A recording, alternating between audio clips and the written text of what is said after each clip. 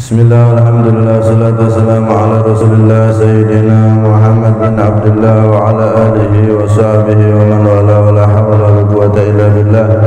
Rabbi syrah li sadri wa yassir li amri wa hlul 'uqdatam min lisani yafqahu qawli wa saddid lisani wa hdi qalbi bi haqqi Sayyidina Muhammadin sallallahu alaihi wasallam.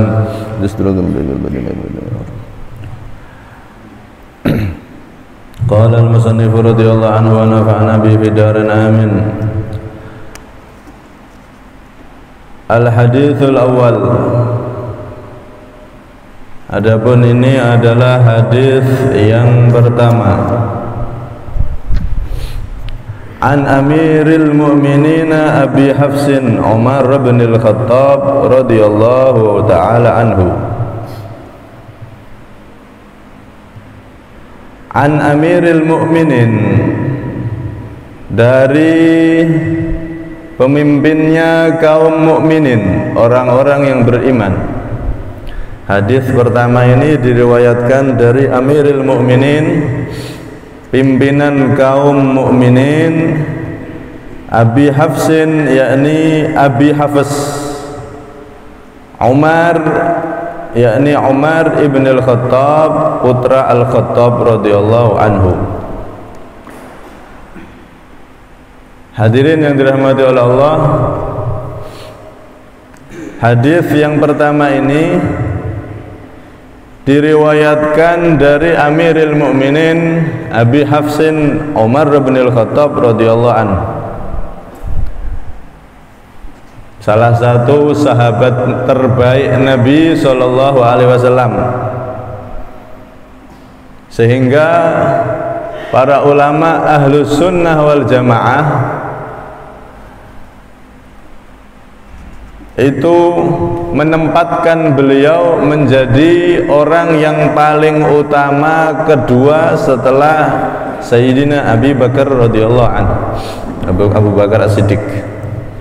Jadi kalau ada pertanyaan di antara semua umat Nabi Muhammad ini, siapa yang paling mulia? Nomor satu Sayyidina Abu Bakar As-Siddiq.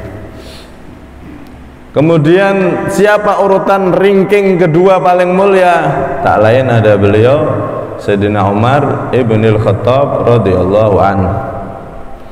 Sudah cukup jadi bukti kemuliaan Sayyidina Umar, makam beliau, kuburan beliau di dekatnya Rasulullah sallallahu alaihi wasallam. Qubbatul Hadra, kubah hijau yang ada di Madinah itu, di bawahnya adalah makhluk termulia dimakamkan di situ, yaitu Rasulullah. Kemudian di belakang Rasulullah Sayyidina Abu Bakar As-Siddiq. Kemudian di belakang beliau Sayyidina Umar dalam satu kubah, Qubbatul Khadra, kubah hijau yang ada di Masjid Nabawi. Melihat makam Sayyidina Umar aja itu sudah jadi bukti yang tidak bisa dibantah lagi. Beliau adalah orang yang paling dekat dengan Nabi Muhammad setelah Sayyidina Abu Bakar As-Siddiq, sehingga para ulama ahlus sunnah wal jamaah meyakini nomor satu Sayyidina Abu Bakar, nomor dua Sayyidina Umar, nomor tiga Sayyidina Uthman, nomor empat Sayyidina Ali, baru kemudian para sahabat yang lain dan umat yang lain, terus demikian sesuai derajatnya masing-masing. Empat orang ini khulafaur rasyidin, mereka adalah orang yang paling mulia menurut ahlus sunnah wal jamaah. Nah, Sayyidina Umar bin Khattab ini, beliau adalah orang yang pertama kali dijuluki Amirul Mukminin. Amirul Mukminin, pimpinan kaum mukminin. Itu pertama kali yang dijuluki itu beliau. Sebelum beliau Sayyidina Abu Bakar As-Siddiq itu dijuluki Khalifatur Rasulillah, khalifahnya Rasulullah, penggantinya Rasulullah. Bahasa sekarang itu suksesornya Rasulullah, suksesor, pensukses program-programnya Nabi setelah Nabi tidak ada, yaitu Sayyidina Abu Bakar. Setelah Sayyidina Abu Bakar wafat, maka khalifah yang kedua adalah Sayyidina Umar. Cuman saat itu dijuluki khalifati Rasulillah, khalifah atau pengganti dari penggantinya Rasulullah, yaitu Sayyidina Abu Bakar. Jadi tidak dijuluki khalifah Rasulullah, tidak. Yang dijuluki khalifah hanya Sayyidina Abu Bakar. Kalau Sayyidina Umar dan seterusnya itu khalifah Rasulullah. Makanya ada sebagian sahabat kemudian menjuluki beliau Amirul Mukminin karena saat itu juga beliau sedang berkhutbah, ya ayyuhan nas antumul mu'minun wa ana amirukum. Pas khutbah Jumat beliau ngomong, wahai para manusia, kalian semua adalah orang-orang yang beriman dan aku adalah pimpinan kalian. Akhirnya dijuluki Amirul Mukminin, pimpinan orang-orang yang beriman. Abi Hafsin, beliau Sayyidina Umar itu dijuluki oleh Nabi Muhammad dengan julukan Abu Hafsin. Abun itu asma sittah kalau dalam bahasa nahwu, atau asma khumsah, maknanya ayah, bapak. Hafsun itu adalah artinya dalam bahasa itu logotan al-asad, singa. Jadi Sayyidina Umar itu dijuluki Nabi Abu Hafsin, ayahnya singa. Ini yang ngasih julukan Nabi langsung yang ngasih julukan. Kenapa? Ya karena jelas terkenal sudah Sayyidina Umar itu orang yang paling berani. Singa itu Pak, dia itu kadang-kadang lari kalau berbahaya. Singa itu berani ketika dia bisa menang. Perkiraan dia menang berani. Tapi kalau dikeroyok sama serigala banyak, perkiraan kalah, lari dia. Ada rasa takut singa itu. Tapi kalau Sayyidina Umar tidak ada rasa takut sama sekali. Beliau betul-betul keberaniannya melebihi singa yang paling berani. Makanya dijuluki Abu Hafsin, dijuluki oleh Nabi SAW. Sehingga diceritakan saking beraninya Sayyidina Umar itu, ketika beliau sudah masuk Islam, itu beliau langsung menampakkan keislamannya di depan kafir Quraisy. Ayo, sambil bawa pedang itu, ayo kafir Quraisy, saya sudah masuk Islam, ayo siapa yang maju, yang pengen anaknya jadi yatim, yang pengen istrinya jadi janda, ayo maju sini, saya sudah Islam, mau apa kamu? Tidak ada yang berani. Sehingga saat itu kaum kafir Quraisy ketika Sayyidina Umar ibnul Khattab sudah masuk Islam, mereka ditimpa kegalauan yang sangat besar sekali. Galau yang betul-betul galau luar biasa, susah yang betul-betul susah luar biasa. Karena ini singanya padang pasir ini, tidak jagoannya Arab ini. Sayyidina Umar sudah masuk Islam. Sampai-sampai sebelum masuknya Sayyidina Umar Islam, belum masuk Islam itu kan dakwahnya Nabi sembunyi-sembunyi. Karena memang diperintah oleh Allah sembunyi-sembunyi, bukan berarti Nabi takut, tidak. Nabi lebih berani, lebih jago daripada Sayyidina Umar. Karena Nabi itu manusia paling sempurna. Bahkan disebutkan oleh Sayyid Maliki itu ketika kita membaca firman Allah, "Lau anzalna hadzal Qur'ana 'ala jabalin la ra'aitahu khashi'an mutasaddian min khasyatillah." Lau anzalna, Allah berfirman, jika aku turunkan hadzal Qur'an, inilah Qur'an, 'ala jabalin, di atas gunung. Jika Qur'an ini aku wahyukan kepada gunung, la ra'aitahu, maka benar-benar engkau akan melihat gunung tersebut khasyian, tertunduk, mutasaddian, hancur, karena tidak kuat menerima wahyu Al-Quran.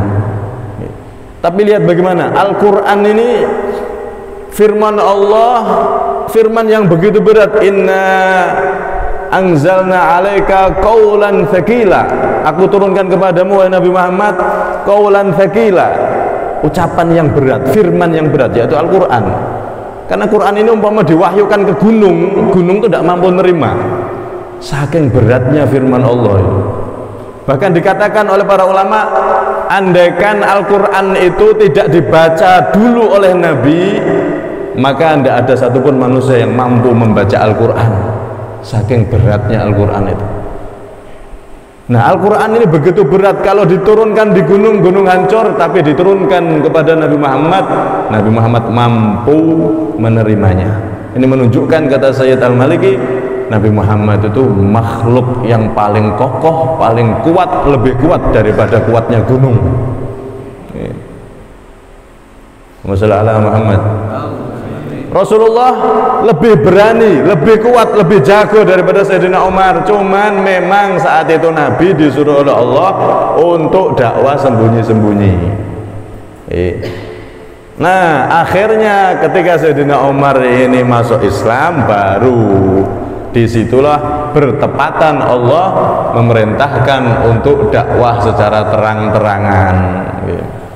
Ini adalah ngajari kita setiap berjuang itu harus ada taktiknya.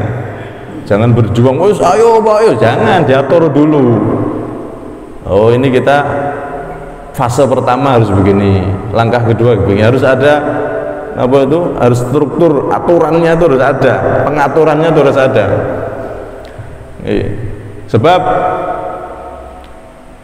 al-batil al-murattab, kebatilan yang diatur itu ghulabal haq ghairul murattab, itu bisa mengalahkan kebenaran yang tidak diatur. Karena itu ketika Sayyidina Umar masuk Islam secara zahir, ya sudah punya jagoan ini, diperintah oleh Allah untuk terang-terangan dalam berdakwah. Bukan berarti Nabi itu lebih lemah, takut, tidak. Nabi lebih kuat dari siapapun, lebih kuat dari Sayyidina Umar, lebih kuat dari siapapun. Sampai-sampai ketika Sayyidina Umar sudah masuk Islam, ada satu sahabat, semua sahabat saat itu gembira semua. Sebelum Sayyidina Umar masuk Islam, itu sahabat diteror, ada yang dibunuh, diteror macam-macam karena mereka kondisi lemah. Tapi Sayyidina Umar masuk Islam, mereka tidak lagi sembunyi-sembunyi. Ibadah tidak lagi sembunyi-sembunyi. Bahkan sahabat Suhaib itu mengatakan, lamma aslama Umaru jalasna haulal bait. Ketika Sayyidina Umar itu masuk Islam, kami ini duduk di dekat Ka'bah bisa, sebelumnya tidak iso. Wa tahallaqna, dan kami itu membuat halakoh pengajian kayak gini, dan tidak ada yang berani ngelarang. Sebelum Sayyidina Umar, oh jangankan ngaji kumpul gini, tahu kalau kamu Islam aja dihajar, dibunuh, bisa dibunuh. Kami ketika Sayyidina Umar masuk Islam, kami kumpul kayak gini ngaji bisa, tidak ada yang berani ganggu. Watufna, dan kami tawaf Ka'bah bebas, tidak ada yang menghalangi tawaf, tidak ada yang menghalangi ibadah. Ketika Sayyidina Umar sudah masuk Islam, wantasofna mimman ghaladu alaina, kami bisa mengalahkan orang-orang yang keras pada kami. Berkat masuk Islamnya Sayyidina Umar radhiyallahu anhu. Awal mula Sayyidina Umar masuk Islam itu pertama adalah dari doanya Nabi. Nabi itu pernah berdoa, Allahumma aizzal islama bi ahabir rajulaini ilaika. Wahai Allah, kuatkan Islam ini dengan salah satu laki-laki yang paling kau cintai. Disebut oleh Rasulullah bi Umar bin Al-Khattab atau bi Amrin bin Hisham, dengan Umar bin Khattab atau dengan Amr bin Hisham, yaitu Abu Jahal. Nabi doa seperti itu. Pas Nabi doa ini, menurut salah satu riwayat, pas Nabi berdoa itu, Amr bin Hisham atau Abu Jahal itu dia sedang tasbih. Tasbih itu ngapurancang bahasa Jawa nih, gini kayak gini. Dia duduk sambil gini, tangannya di gini. Nah ini kata ulama, kalau tangan begini, ini sulit dimasuki hidayah. Bahkan kalau di dalam masjid hukumnya makruh, kecuali nyontokan. Ini kan nyontokan. Okay. Dalam masjid itu at-tasbih, tasbih itu ngapurancang bahasa Jawa. Ngeten. Ini hukumnya makruh. Kalau pengen tangan disatukan, jangan tasbih gini, pegang gini atau gini. Pokoknya jangan jari ke jari gini, jangan. Kalau dalam masjid makruh. Kenapa? Karena itu bisa mencegah hidayah atau doa dari orang yang mendoakan kita.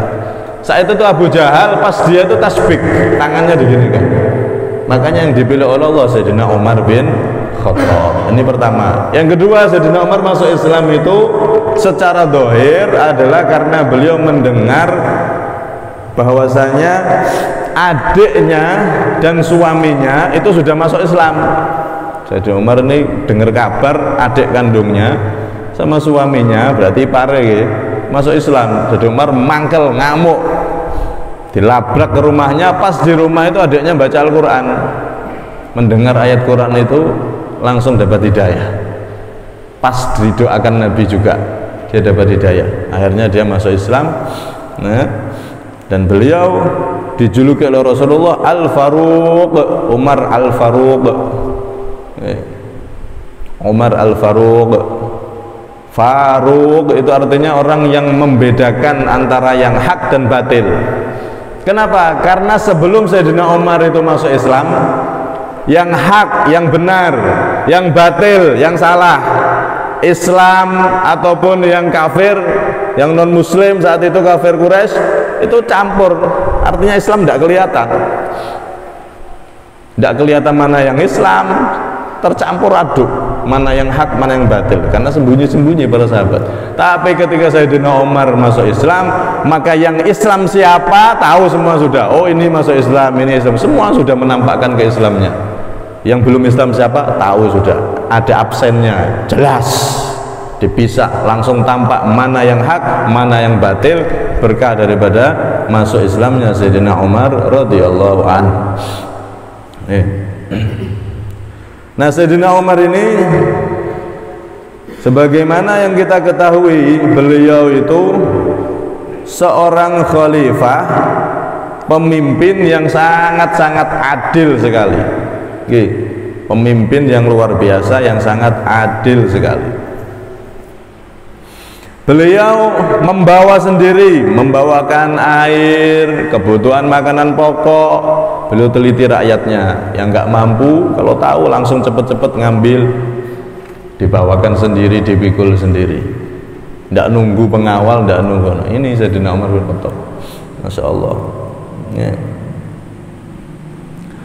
Nah, beliau ini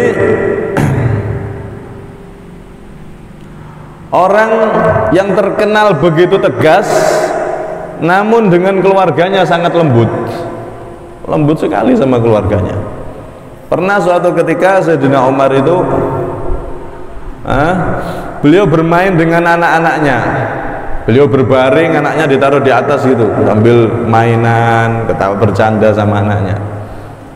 Di dalam rumah ada pejabat datang, salah satu staf dari kekhalifahan saat itu datang, kaget lihat Sayyidina Umar, loh, antum Amirul Mukminin, engkau ini Amirul Mukminin kok kayak gini di rumah?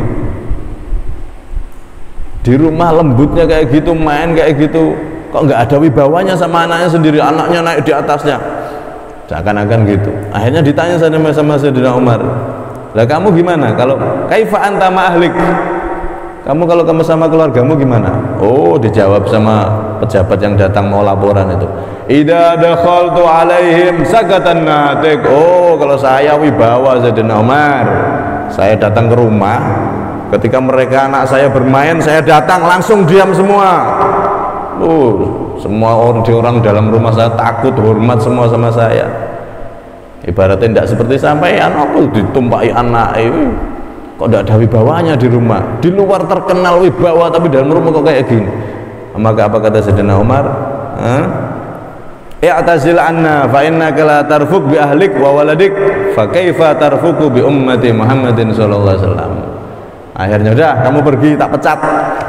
Kamu sama keluargamu aja tidak rahmat, tidak lemah lembut, bagaimana kamu dengan rakyatmu? Kamu ini orangnya keras berarti. Sama keluargamu aja tidak bisa berlemah lembut, bagaimana dengan rakyatmu? Udah, mulai sekarang saya pecat, tidak jadi pegawai lagi. Dipecat sama Sayyidina Umar. Masya Allah.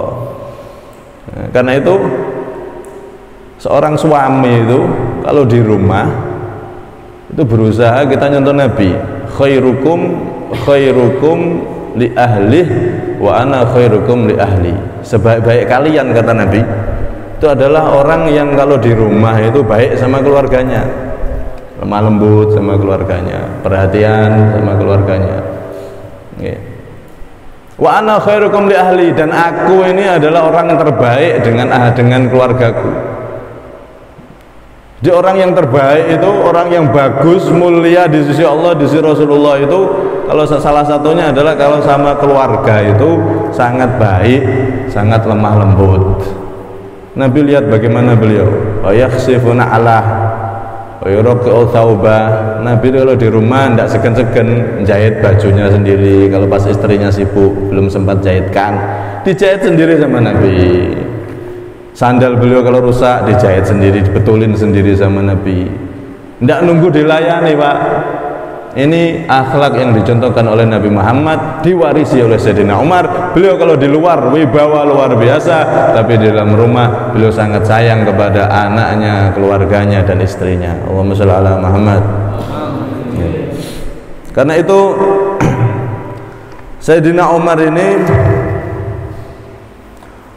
adalah sosok pemimpin yang luar biasa, yang begitu adil, sehingga beliau dicintai oleh Allah Subhanahu wa taala. Sampai-sampai corong Jawa niku keluar keramatnya. Keramat itu kan keanehan yang keluar dari seseorang karena dia ahli ibadah, itu namanya karomah. Kalau keluar dari orang yang diutus oleh Tuhan, diutus oleh Allah, keanehan yang keluar dari orang yang diutus oleh Allah, dia jadi nabi, jadi rasul, itu namanya mukjizat, gitu. Kalau orang soleh, kok dia mengeluarkan keanehan, soleh nih, ahli sholat, ahli ibadah, memang orang soleh, kok keluar keanehan dari diri, namanya karomah. Dan karomah ini ada di Al-Quran, itu ada. Nih, Siti Maryam itu di kamarnya itu ada buah, di pas musim kemarau ada buah, di musim hujan, pas musim hujan ada buah, di musim kemarau. Anna laki hada, qalat huwa min indillah. Pamannya tanya, Nabi siapa itu saya lupa, ini dari mana? Qalat hiya min indillah, huwa min indillah, ini dari Allah. Itu dalil di Al-Quran bahwasanya karomah seorang yang soleh atau solihah itu ada. Nah, Sayyidina Umar ini beliau suatu ketika pernah ngirim pasukan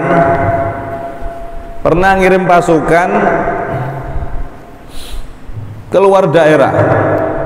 Saat itu beliau berkhutbah di Madinah hari Jumat. Nah, tiba-tiba beliau dengan suara yang begitu keras, 3 kali beliau ngomong, ya Sariyah al-Jabal, ya Sariyah al-Jabal, ya Sariyah al-Jabal. Wahai pasukan naik gunung, wahai pasukan naik gunung, wahai pasukan naik gunung. Pas khutbah Jumat.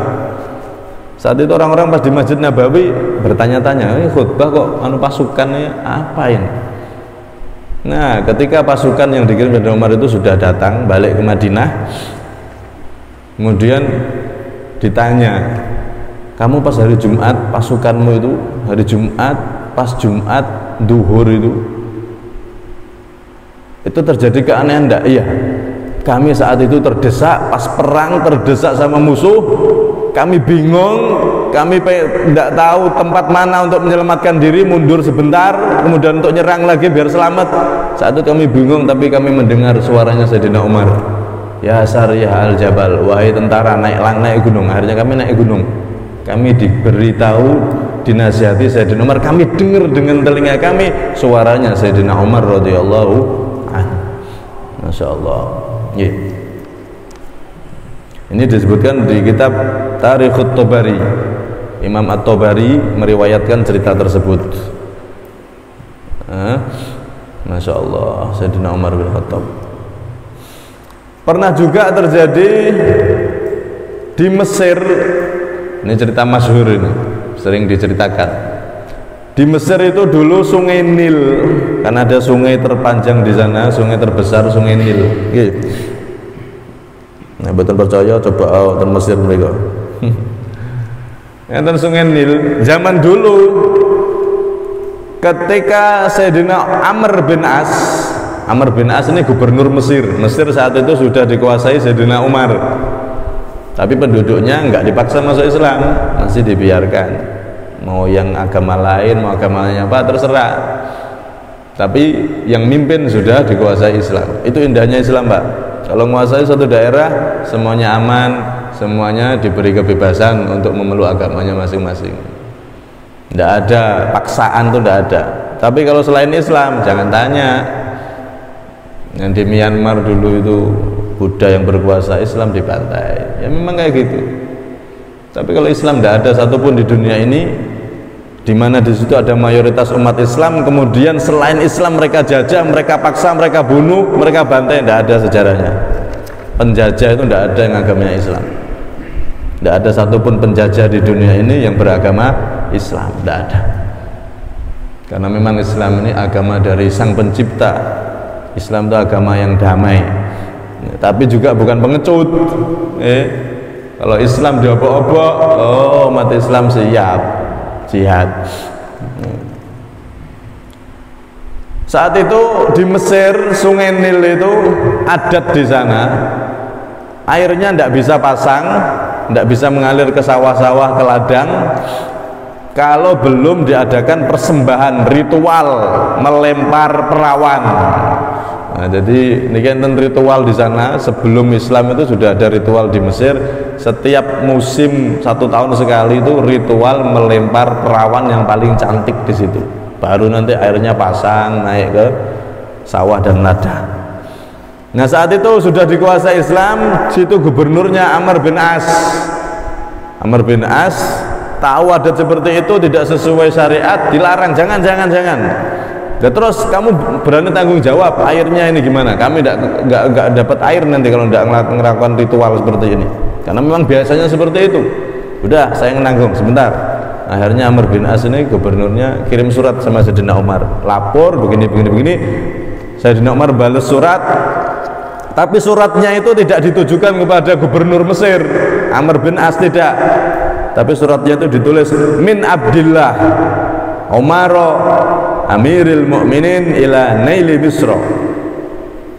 Jadi suratnya itu tulisannya dari hamba Allah Umar Amiril Mu'minin untuk atau yang terhormat Sungai Nil. Suratnya itu untuk Sungai Nil. Amma ba'du fa in kunta tajri min qablik fala tajri. Wahai Sungai Nil, suratnya nih. Kalau engkau tuh mengalir karena dirimu sendiri, ya udah airmu tidak ngalir tidak apa-apa. Tapi wa in kana al-wahidul qahar yujrika fa nas'alullah al-wahidul qahar an yujrika. Tapi kalau kamu tuh mengalir, airmu mengalir karena Allah yang mengalirkan, kan aku minta kepada Allah agar airmu mengalir ke sawah-sawah para masyarakat itu. Akhirnya surat itu sampai di sana, dilempar surat itu sebagai ganti perawan yang dilempar. Suratnya Sayyidina Umar dilempar ke Sungai Nil. Seketika itu Sungai Nil langsung airnya pasang dan mengalir seperti biasa, bahkan lebih banyak daripada biasanya. Semenjak saat itu tidak ada lagi korban perawan. Sungai Nil sudah normal dan sangat bagus pengairannya, Masya Allah. Ini disebutkan di kitab Ar-Riyad An-Nadirah, ya, cerita ini. Karena itu Sayyidina Umar bin Khattab ini, beliau adalah orang yang sangat mulia, menjadi walinya Allah dan sahabatnya Nabi. Beliau ini begitu luar biasa, begitu adilnya, sehingga keadilan beliau itu dikenal bukan hanya di kalangan manusia, tapi alam, bumi, ini semuanya kenal dengan keadilan Sayyidina Umar bin Khattab radhiyallahu anhu. Nah, penting sekarang cari pemimpin kayak gini sulit. Pemimpin sekarang malah apa kadang-kadang ngawur, yang seharusnya dilarang malah diperbolehkan. Contoh misalkan miras harusnya dilarang, haram jelas itu, ummul khaba'ith, induk dari segala macam kerusakan, induk dari segala macam dosa kan minuman keras. Kalau ada pemerintah kok melegalkan, melegalkan itu kalau sama tidak sama menghalalkan. Nek menghalalkan bisa kafir, kufur, murtad. Ada yang haram kita halalkan, itu keluar dari agama Islam, murtad. Atau ada yang halal kita haramkan, juga sama. Makanya harus hati-hati.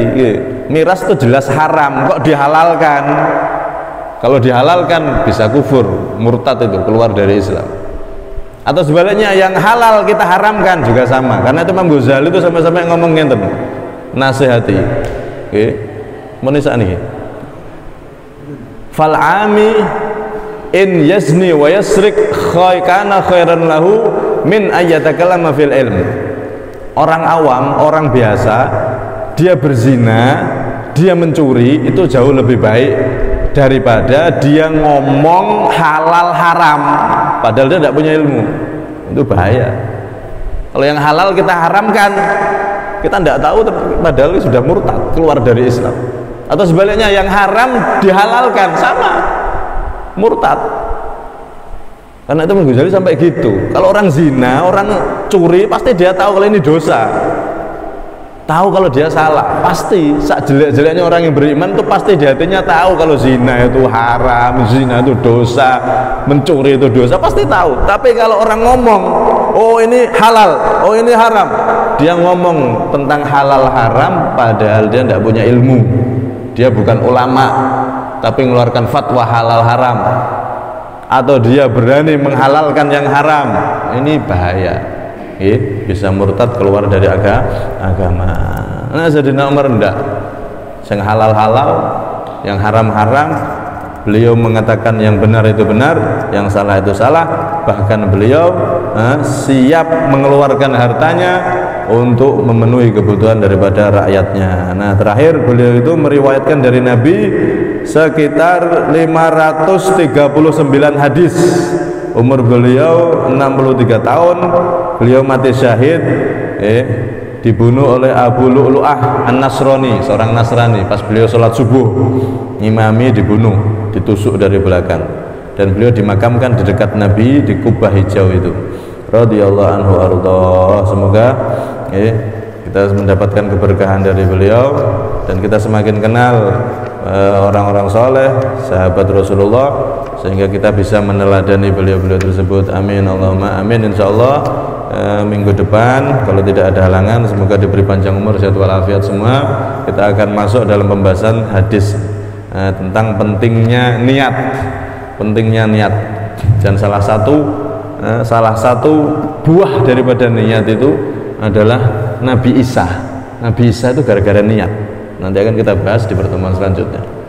Wallahu a'lam bishawab. Sirrul Fatihah.